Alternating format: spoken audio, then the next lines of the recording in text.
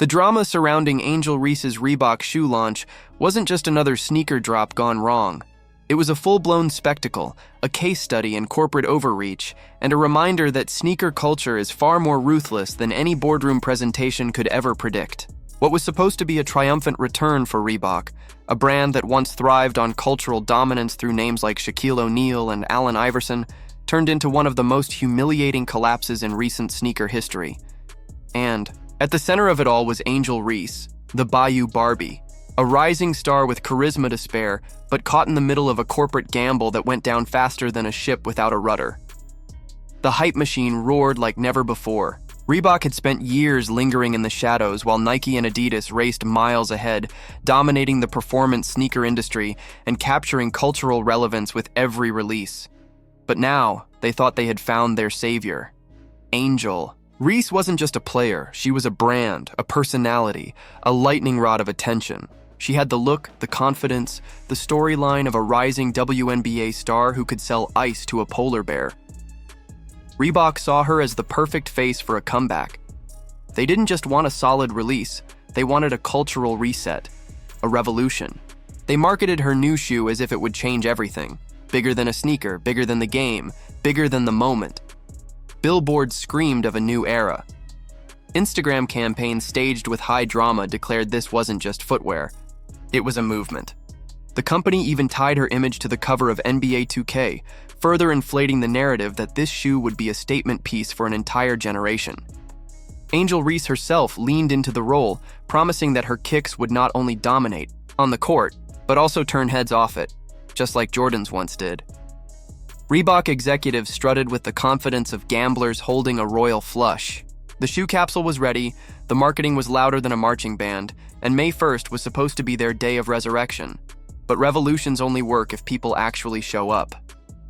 And when Angel Reese's Reebok Shaqnosis revival and signature models finally hit the market, the reaction wasn't awe, it was ridicule. Instead of a bold comeback, it looked more like an embarrassing faceplant. Sneaker blogs mocked the design, memes spread like wildfire, and fans tore into the product with complaints about comfort, style, and a price tag that felt completely divorced from reality. What Reebok thought would be a slam dunk turned into the Titanic of sneaker launches, sinking almost immediately after release. The shoes themselves became the subject of jokes. Instead of sleek, performance-driven innovation, people compared them to discount rack specials, the kind of sneakers you'd find collecting dust at a clearance aisle next to last season's Crocs. Sneakerheads, the heartbeat of the culture, didn't just reject them, they ridiculed them. Reviews blasted the comfort, design, and lack of credibility. Social media roasted them mercilessly, with some comparing the design to orthopedic sneakers more suited for a grandmother's bingo night than a WNBA star's prime. And once the memes start, it's game over. The timing couldn't have been worse.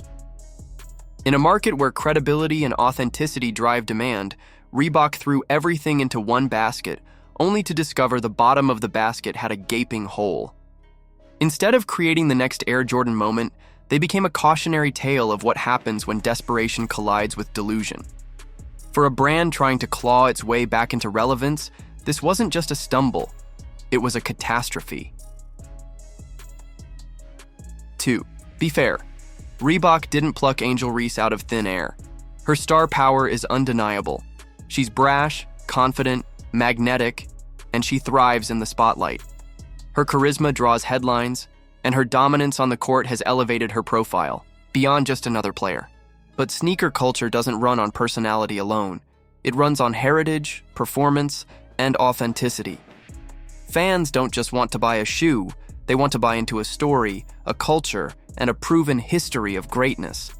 Nike didn't crown Michael Jordan a legend before he played a single game. Jordan earned it on the court, and his shoes carried that legacy. Reebok, on the other hand, tried to skip steps, launching Reese into sneaker royalty before her legacy had been fully written. The marketing screamed confidence, but the product whispered failure. Influencers tried to hype the shoe, but their endorsements looked forced, like actors in a hostage video reciting lines.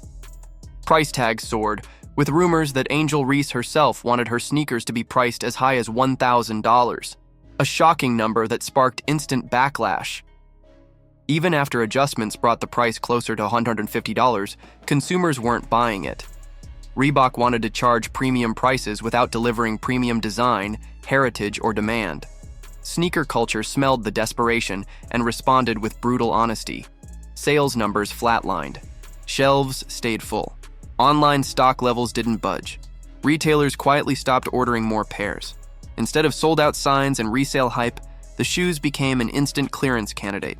Executives who expected champagne celebrations were instead downing antacids in the boardroom, frantically searching for excuses to explain away the disaster. Marketing teams who bragged about innovation were now scrambling to salvage dignity. But sneaker culture isn't forgiving. Once the crowd decides your shoe is corny, there is no bailout. There's no coming back. For Angel Reese, the fallout was equally awkward. On the court, she was still thriving, stacking double-doubles and proving her talent. But off the court, her name was being dragged into a comedy of errors. Instead of being celebrated for breaking barriers with her signature shoe, she became the punchline of sneaker memes. Her supporters tried to defend her, but the mockery was relentless. And while Reese herself will bounce back, her career is too promising not to. Reebok once again reminded the world why they've been irrelevant for so long. Because the truth is simple. Sneaker culture is ruthless. More ruthless than Wall Street, more ruthless than any marketing department could ever understand. Legacy matters. Authenticity matters. Performance matters. Reebok forgot all three. They thought they could force their way back into relevance with one big bet. Instead, they exposed themselves as out of touch, desperate and disconnected from the very audience they were trying to reach. This wasn't just a flop. It was a revelation. It showed the gap between what Reebok thinks it is and what the market knows it is.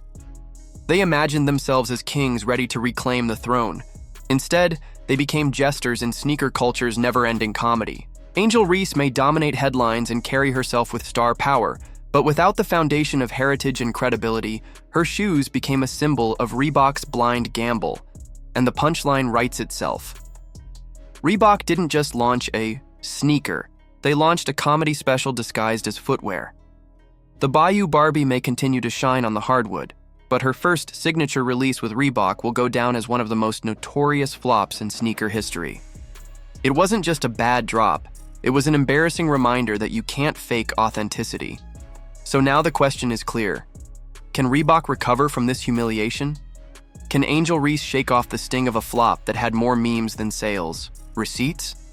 Or is this the moment sneaker culture forever writes off Reebok as a brand that no longer understands the game? Let us know what you think.